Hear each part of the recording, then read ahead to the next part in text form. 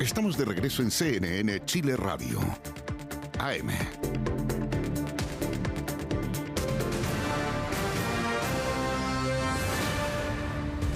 Ya estamos de vuelta, seguimos en CNN Chile Radio y comenzamos la primera entrevista de esta mañana junto al abogado constitucionalista Jorge Correa Sutil esta mañana. ¿Cómo está? Bienvenido, Jorge. Sebastián, muy buenos días. ¿Qué tal? Buenos días. Gracias por conversar con nosotros. Jorge, lo invitamos para conversar sobre este proyecto de ley que ha sido aprobado en general en el Senado, que busca una conmutación de penas para mayores de 70 años, en algunos casos de 80 en otros, aquellos también que tengan problemas de salud asociados a una enfermedad crónica o una enfermedad terminal. Ese proyecto ha generado harta discusión, es muy sensible, por supuesto, por las consecuencias que puede tener. Me gustaría comenzar preguntándole por su visión respecto a este tema y a la justificación en particular. ¿Se necesita una ley humanitaria que favorezca a esta población penal? Sí, lo que tenemos hoy día es un sistema en el cual la persona, cuando tiene cumplida la mitad de la pena y tiene buena conducta, puede salir. Lo que busca este proyecto es aplicar de alguna manera justicia con clemencia a las personas discapacitadas, a las personas ancianas, a las personas que están con enfermedades crónicas. Esto parece bien inspirado. Yo creo que la justicia debe aplicarse con clemencia, creo que debe aplicarse con clemencia incluso a los casos de violación de derechos humanos, pero me parece que el proyecto está muy mal armado. ¿Por qué, Jorge? Porque tiene aplicaciones automáticas para empezar. No considera el tipo de delito cometido, no considera el tiempo cumplido de la pena. Y no considera otros factores. Entonces, por ejemplo, personas con discapacidad, dice, que donde la cárcel sea un trato inhumano, personas de mayores de 80 años. Una persona mayor de 80 años puede haber estado cometiendo delitos sexuales en los últimos 10. Y automáticamente se le va a conceder el beneficio domiciliario. A mí no me parece aquello. Me parece que esta es más bien una situación que debe examinarse caso a caso, donde todos estos factores debieran ser considerados: la edad, la discapacidad, las enfermedades mentales, pero también, como insisto, el tipo de delito y el tiempo que lleva preso. Y me parece que eso debiera entrar en un análisis caso a caso y aplicarse por la vía más bien del indulto, creo yo. Ajá. Pero Jorge. bueno, los presidentes han carecido de la fortaleza para indultar en estos casos. Porque es bien controvertido el tema, no es sencillo. Jorge, cuando usted dice caso a caso, ¿no queda eso resuelto hoy día dentro de nuestro ordenamiento con la posibilidad de que se presenten recursos de amparo, por ejemplo? Hoy día el diario El Mercurio relataba un caso que me pareció bien interesante, de un recurso que habían presentado familiares de un ex miembro del Ejército, ex jefe de brigada de inteligencia del Ejército, condenado por delitos de lesa humanidad, respecto a la enajenación mental de esta persona, como una causal para que entonces su familia pueda cuidarlo fuera de la cárcel. ¿Esto no está establecido ya? A falta de decisión de las autoridades en casos extremos, el Poder Judicial ha ido tomando roles que no le corresponden y que le pueden significar incluso acusaciones constitucionales. Recuerde usted, me tocó a mí defender a los jueces que habían aplicado libertad condicional para personas que habían cometido delitos de lesa humanidad, que no eran precisamente los cabecillas de los delitos. Y habiendo concedido ese beneficio, los jueces fueron acusados constitucionalmente, señalando que habían violado los derechos humanos. Entonces, me parece que los jueces se meten en camisa de 11 varas.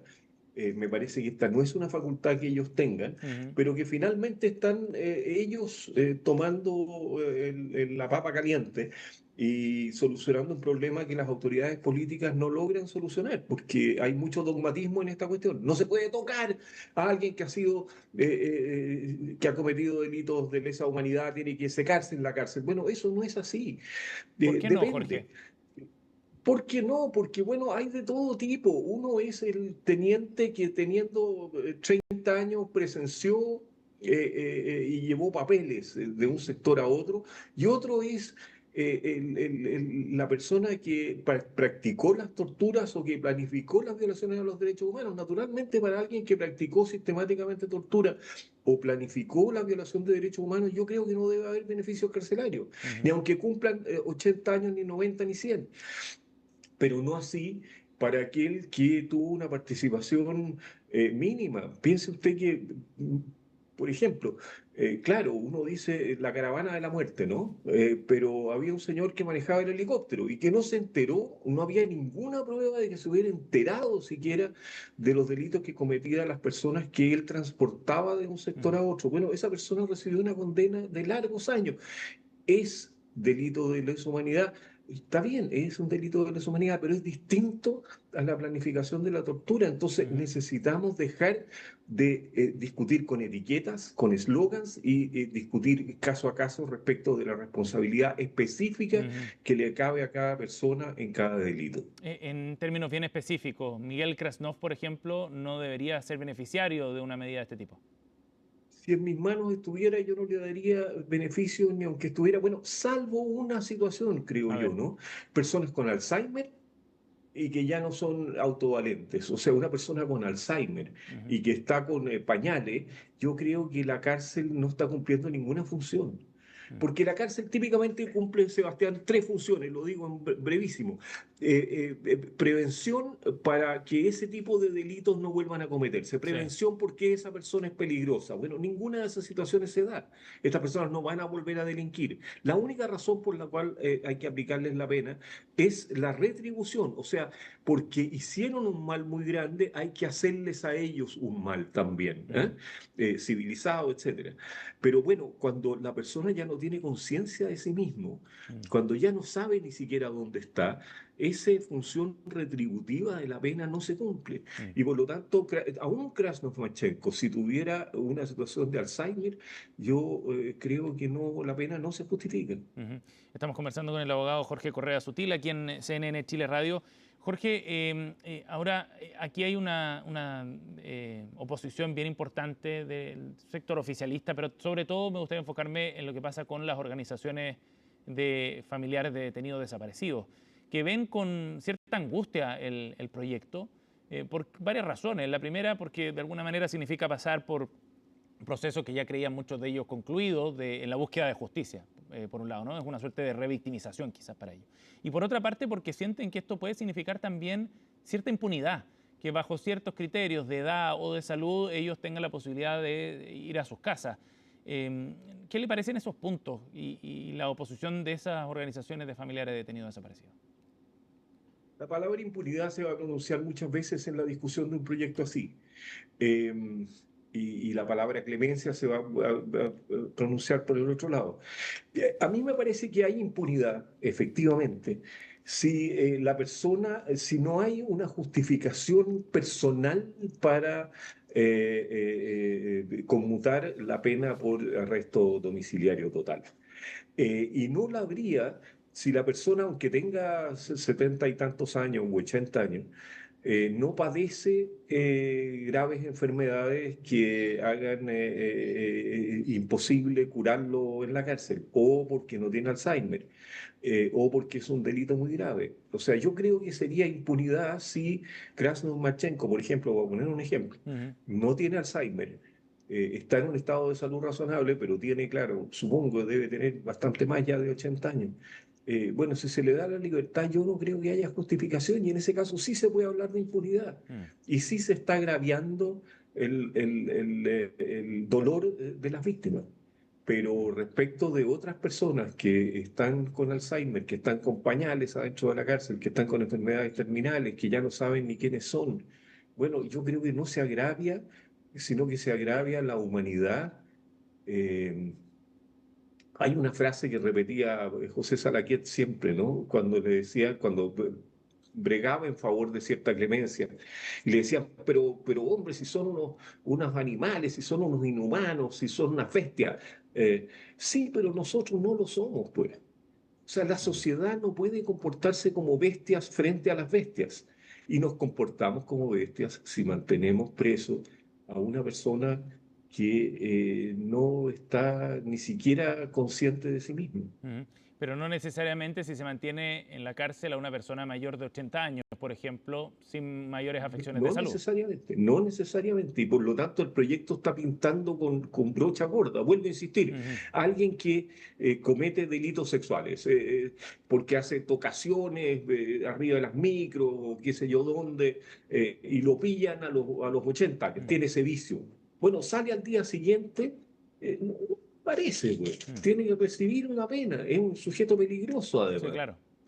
Jorge, Eh, volviendo al tema en particular de los condenados por crímenes de lesa humanidad, el abogado Luciano Fuyú planteaba que había otro factor que había que poner sobre la mesa, que tenía que ver con la información que han entregado estas personas, ante la posibilidad de algún indulto o algo por el estilo que se discutió en la campaña presidencial el año pasado.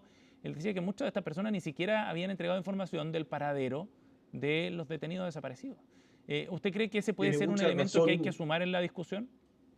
Tiene mucha razón Luciano Fuyú y yo creo que es un elemento que habría que meter a este guiso que debiera tener todos estos elementos, pero que ninguno debiera ser automático. Ujú. Ciertamente, una persona que ha confesado el ilícito, que ha ayudado a encontrar los restos de detenidos desaparecidos, indicando el lugar, qué sé yo, merece mucho más conmiseración, mucho más clemencia que aquel que en el juicio se ha mofado de las víctimas o que ha Mm. hecho escarnio, ha mantenido el silencio, El arrepentimiento sin como un duda. factor también a considerar entonces.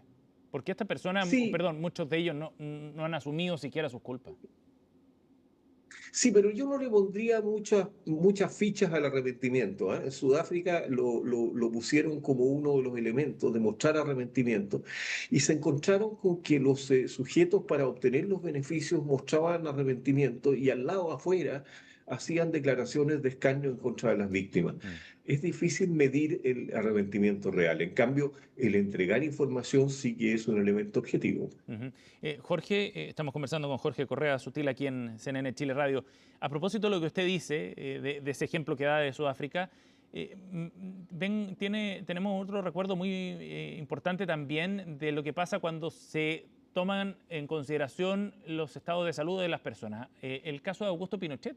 Él viene desde Londres y logra evadir la justicia allá, precisamente aduciendo razones de salud, ¿no? Y se presentaba como un adulto mayor que estaba imposibilitado casi de caminar o de movilizarse, y se genera todo un cuadro que le permite volver a Chile. Pero cuando llega a Chile, esa imagen está recordada por todos seguramente, se El levanta de la bastón, silla de ¿no? ruedas, parece como un hombre bastante vital, saluda a quien lo estaba recibiendo, estaban sus adherentes, en fin.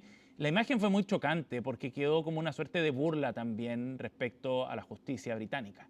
¿Qué pasa con esas Así evaluaciones es. médicas también? Es una situación análoga, no es la misma situación porque allí de lo que se trataba era de discernir si estaba en condiciones o no de enfrentar un juicio, ¿ah? No de cumplir la condena, sino de enfrentar el juicio. Y eso tampoco tenemos reglas en Chile, ¿ah? Enfrentan el juicio personas con discapacidad mental, cosa que es bien problemática y no la tenemos, pero ciertamente la burla es un factor que hay que tener presente. Ujú.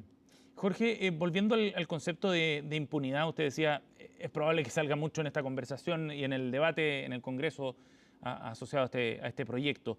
Está el concepto de la idea como de una suerte de impunidad ideológica y de las razones que motivan a cierto sector político a empujar este proyecto.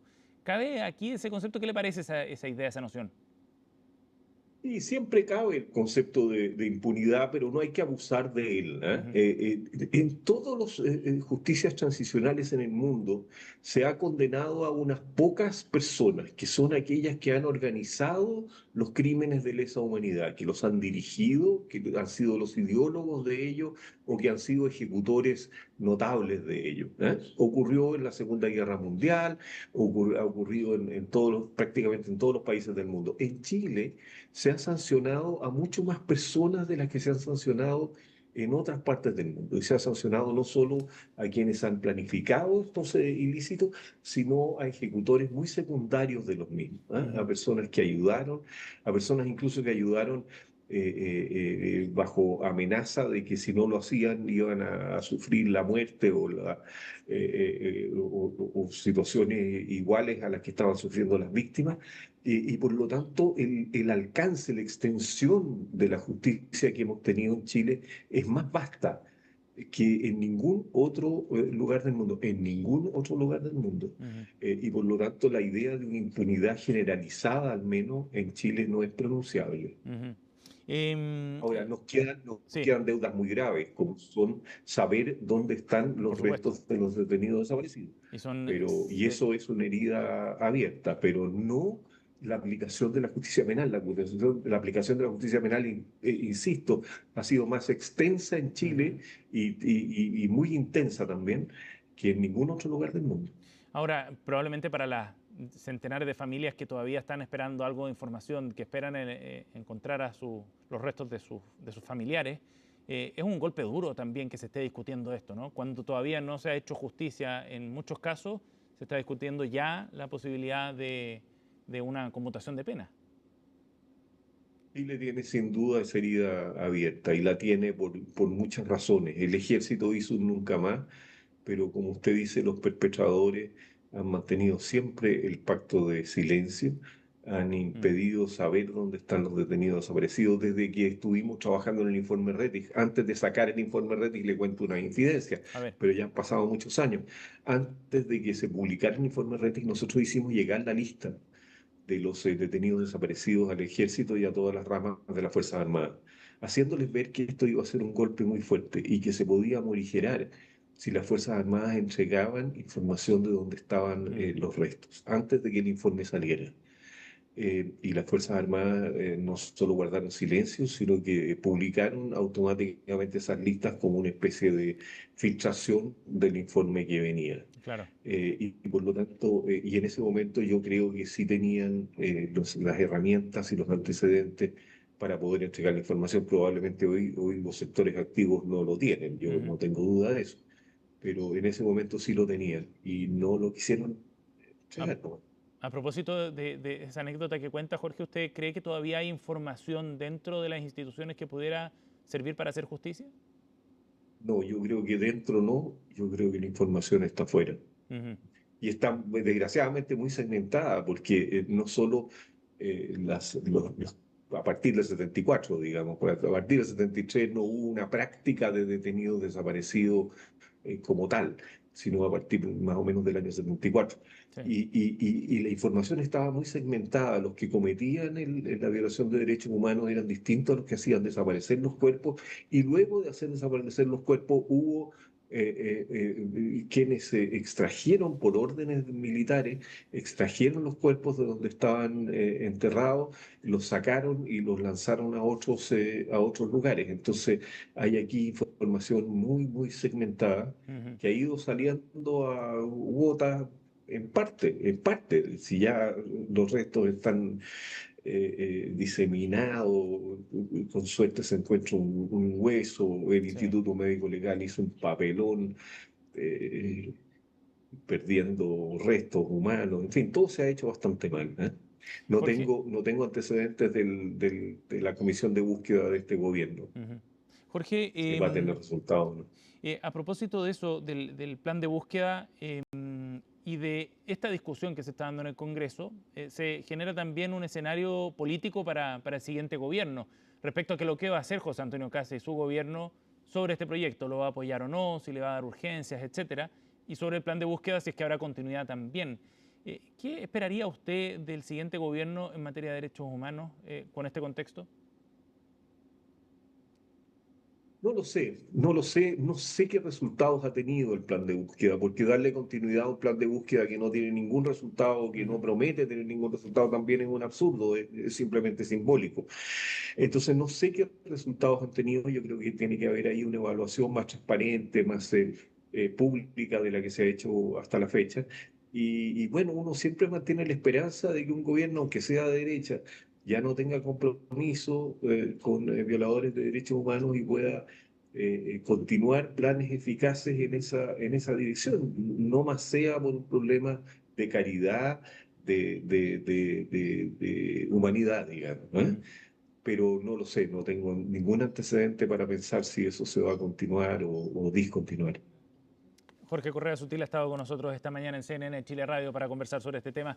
Jorge, muchas gracias por su tiempo.